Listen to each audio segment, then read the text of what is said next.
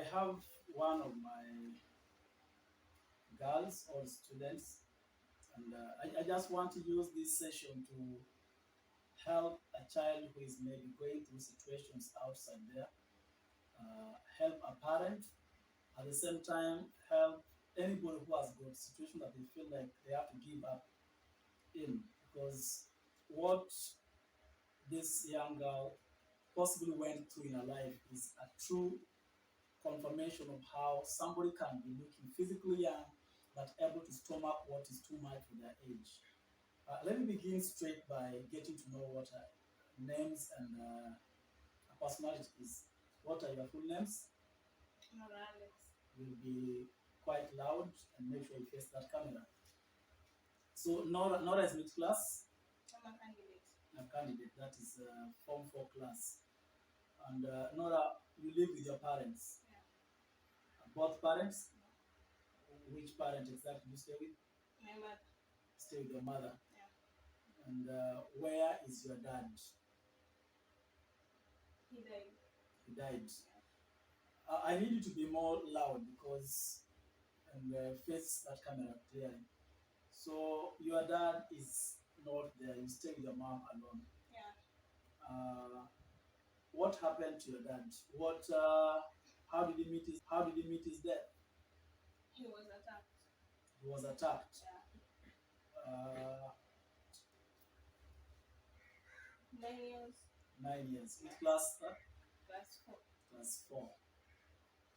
And did you witness the attack, or did you have a first-hand sight of his state of injury, maybe at the time of attack? Yes, I saw his condition. You saw his condition. Yeah. Now, raise your voice a bit and try and explain what exactly happened on that particular day. Okay. And begin by where exactly took place. We were staying in Ukunda, Diani. Ukunda Diani, yes, Yeah. that's in the Kwale County, Kenya. Then it was okay. School were closed. Then we were at home. Yes. On November holiday. Yeah. It was in the evening. I think it was 6. Yeah, 6 p.m. We had my father screaming outside the gate. Okay. I saw my mother running towards the gate. Then we followed. You know, I was young. I was still young. We followed her. When we reached there, we saw my father lying down, and he was cut. You found him lying down. Yes. How far was the place from your residential house? It was just outside the gate. Outside the gate of the family home. Yes. And you found him lying down, cut in a pool of blood. Yeah. What exactly had happened to him? He was attacked with pangas. He was attacked with pangas. Can you tell us where the cuts exactly were? Okay, I saw one here.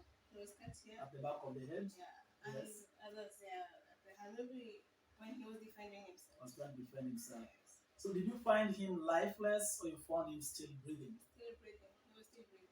Still breathing. So what followed after that? Okay, my mother screamed for help. Then the neighbors came. Yeah.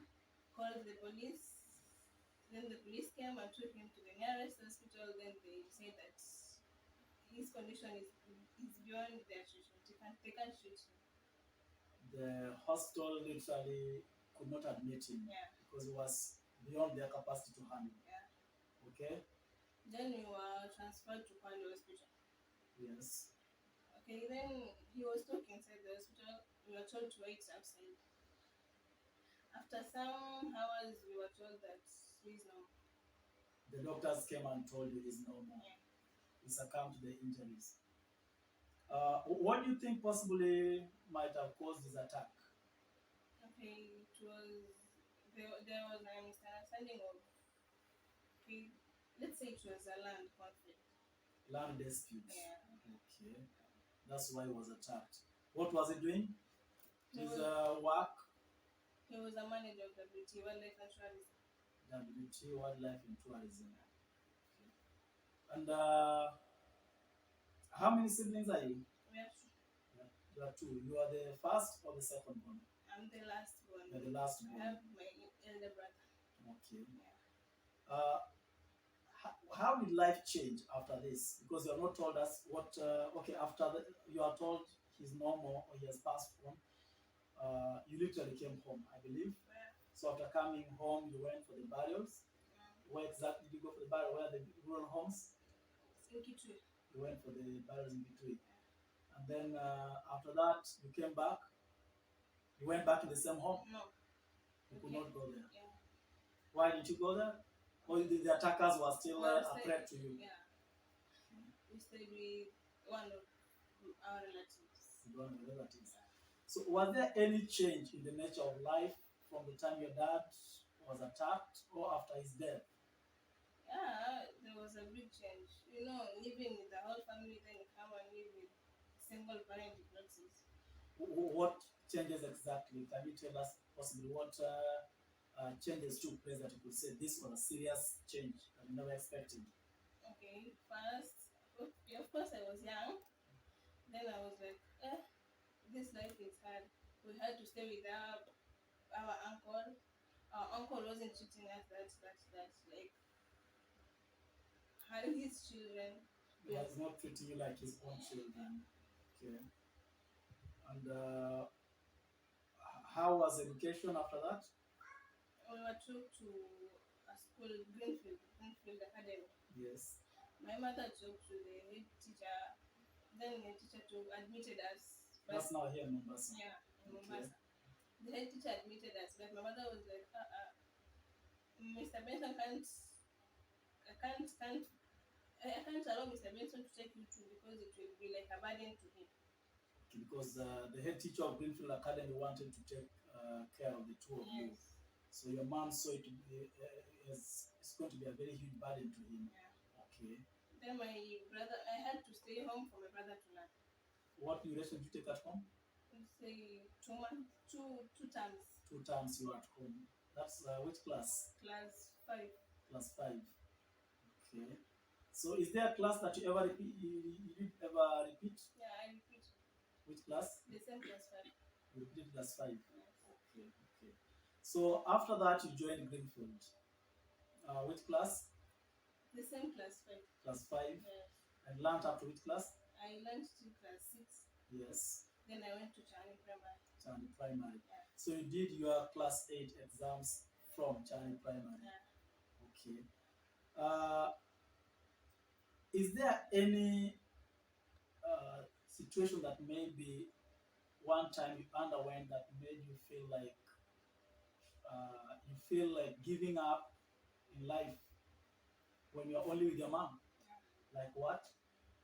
Okay, my mother she didn't have a stable work. Stable source of income. Yeah. Yes. So sometimes you have to come back home with nothing, without money, without food, without anything. Yeah. Then you had to sleep hungry.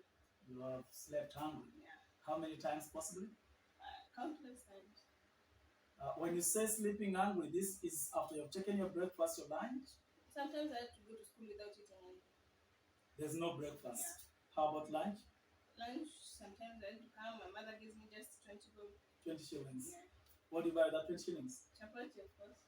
Chapati and what? You know, chapati chom. Chapati and beef soup. Yeah. Boiled beef soup. So you take that as your lunch. Yeah. And then supper. I had to sleep first. Supper is not there. So you spend 24 hours with. How many chapatis are those? 2 chapatis soaked in a bean soup. Yeah. So you spend 24 hours with that. Yeah. Okay. And were you able to concentrate? No, not at all. You would not concentrate at school. Are there some trying moments whereby maybe, because we know very many young girls that when they are undergoing such situations, there are a lot of tempting moments where people would want to give you other options or avenues to find easy life. Have you ever encountered such? Yeah. What experience exactly? Can you tell me? Okay, one day she was my friend, but not that friend. Okay, just a friend. Yes. She came and was like, Norah, why do you have to suffer? Yes, that camera just be loud enough. They were like, Norah, why do you have to suffer? And there is many ways of getting money. Yes. Then I asked them how. They were like, we can go spend some time with some men. Yes. Then they give you money.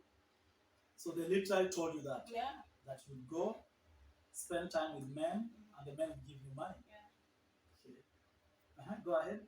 Then I refused, of course, I refused.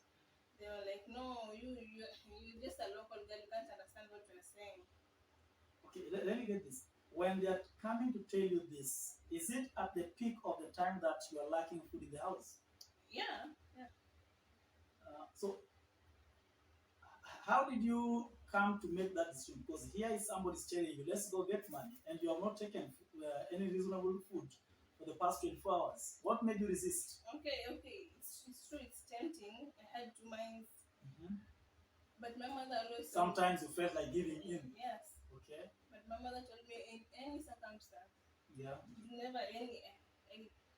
She said that I just bear with this account with the situation. One Yeah. day it will change. Our life will change. She kept your hopes high Yeah. that one time life will change. Yeah. And if I may ask, is there any legal approach that was ever followed after your father's death? Maybe any legal actions that were taken? Did the killers happen to be known? Yeah. They are not. There are people that were known to you. Yeah. You clearly know who the killers were. Yeah. Okay. Were they arrested? Yeah. There was a time I heard that one was arrested. Hmm. Then they were out. Yeah.